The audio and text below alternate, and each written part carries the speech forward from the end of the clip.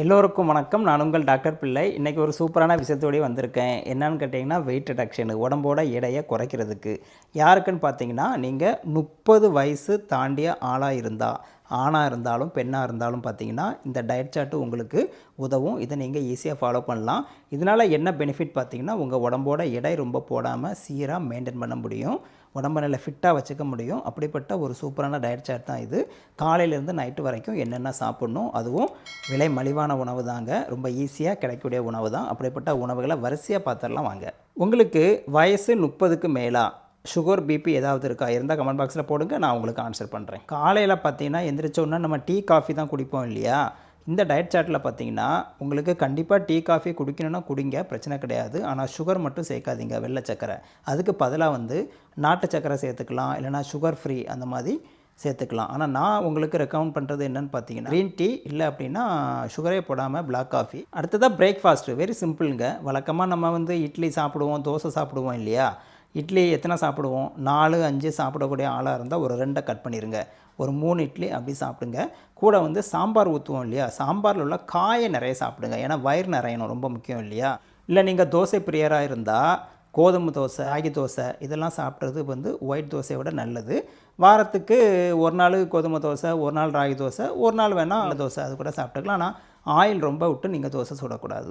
Oats உங்களுக்கு பிடிக்கும்னா oats கஞ்சியாகவோ, இல்லைனா ஓட்ஸ் மீலாகவோ அப்படி நீங்கள் சாப்பிட்டுக்கலாம். காலையில் எப்போவுமே பார்த்தீங்கன்னா இந்த மாதிரி பிரேக்ஃபாஸ்ட் கம்மியாக சாப்பிடும்போது கூட சேலட் நீங்கள் எடுத்துக்கலாம். அது ஃப்ரூட்ஸாக இருந்தாலும் பரவாயில்ல, வெஜிடபிளாக இருந்தாலும் பரவாயில்ல.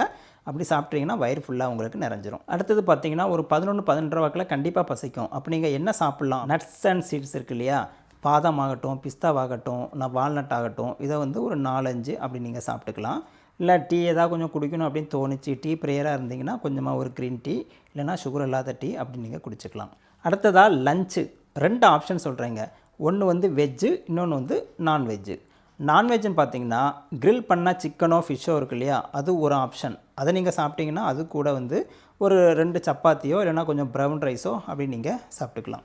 அடுத்தது வெஜிடேரியனில் என்ன சாப்பிட்லாம் டாக்டர்னு கேட்டிங்கன்னா 2 சப்பாத்தி சாப்பிடுங்க. அது கூட வெஜிடபிள் குருமாவில் நிறைய காய் போட்டு பண்ணுங்கள். 2 சப்பாத்தி நீங்கள் சாப்பிட்டா கூட வயிறு நிறையாது. அப்போ அது கூட இந்த குருமாவில் உள்ள காயெல்லாம் நீங்கள் சாப்பிட்டிங்கன்னா ரொம்ப நல்லது, வயிறு நிறைஞ்சிரும். கூட கொஞ்சமாக சேலட் வேணாலும் எடுத்துக்கலாம் தனியாக. அடுத்ததாக ஈவினிங் ஸ்நாக்ஸ் டைம். என்னோடய ஆப்ஷன் பார்த்தீங்கன்னா பல்சஸ் இருக்குது இல்லையா? இப்போ கொண்டக்கடலை, நிலக்கடலை, சிறுபயிறு இந்த மாதிரி ப்ரோட்டீன் ஐட்டமாக கொஞ்சமாக அவிச்சு சாப்பிடுங்க.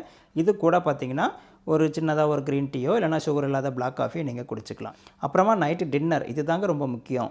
இதில் நீங்கள் கடைப்பிடிக்கக்கூடிய விஷயந்தான் உங்களை வெயிட்டே போடாமல் சூப்பராக ஃபிட்டாக வச்சுக்கும். இதுக்கு நான் ஒரு 2 ஆப்ஷன் தரேன். ஒன்றுன்னு பார்த்தீங்கன்னா வெஜ்ஜு, இன்னொன்று நான்வெஜ்ஜு. ஆனால் நைட்டு டின்னர் பார்த்தீங்கன்னா ஒரு 8 மணிக்குள்ளே கண்டிப்பாக நீங்கள் முடிச்சாகணும். முதலாவது ஆப்ஷன் என்னென்னு பார்த்தீங்கன்னா வெஜிடபிள் சூப்பு வழக்கமாக நம்ம கொஞ்சம் குடிப்போம், அது பத்தாது. ஒரு பெரிய பவுலில் பார்த்தீங்கன்னா வெஜிடபிள் சூப்பு இல்லைனா சிக்கன் சூப்பு. வெஜ்ஜு பிடிக்குன்னா வெஜிடபிள் சூப்பு, நான்வெஜ்னா சிக்கன் சூப்பு, இல்லை மட்டன் சூப்பு கூட ஓகே தான். ஆனால் அதில் உள்ள கறிலாம் சாப்பிடக்கூடாது, வெறும் சூப் மட்டும்தான். அது நீங்கள் ஒரு பெரிய பவுலில் குடிச்சிட்டிங்கன்னா வயிறு ஒரு முக்கால்வாசி நிறைஞ்சிரும். அதுக்கு கூட பார்த்தீங்கன்னா வெஜிடேரியனில் உள்ளவங்க கொஞ்சம் சேலட் அந்த மாதிரி சாப்பிட்டுக்கலாம். அதாவது சேலட்னா வெஜிடபிள் சேலட் சாப்பிட்டுக்கலாம். நான்வெஜ்ஜில் உள்ளவங்க பார்த்திங்கன்னா கொஞ்சம் க்ரில் பண்ண சிக்கனோ இல்லைனா ஃபிஷ்ஷோ சாப்பிட்டுக்கலாம்.